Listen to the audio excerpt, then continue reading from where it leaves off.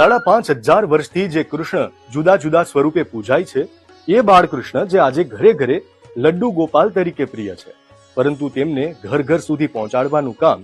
પુષ્ટિ માર્ગના સ્થાપક વલ્લભાચાર્યએ કર્યું હતું. 16મી સદીની શરૂઆતમાં શ્રી વલ્લભાચાર્યએ વૈષ્ણવ સંપ્રદાયમાં પુષ્ટિ માર્ગની સ્થાપના કરી. તેઓ સ્વયં કેવી રીતે લાલાને લાડ લડાવતા, બાલકૃષ્ણની સેવા પાછળનું આધ્યાત્મિક મહત્વ શું છે, હવેલીમાં બાલ ગોપાલની દિનચર્યા કેવી હોય છે, આ તમામ વિશે જાણવા અમે વડોદરાના કલ્યાણ રાયજી મંદિરના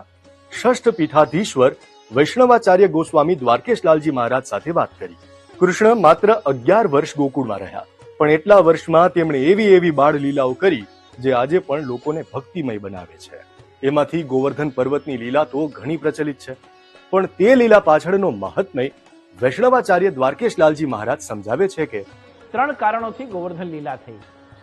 એક, જે વ્રજવાસીઓમાં પોતાના નિજજન હતા એમને પોતાના સ્વરૂપનું દાન કરવા માટે નિજાશ્રિત કર્યા, એટલે ગિરિરાજજીનું મહાત્મ્ય સ્થાપિત કરવા,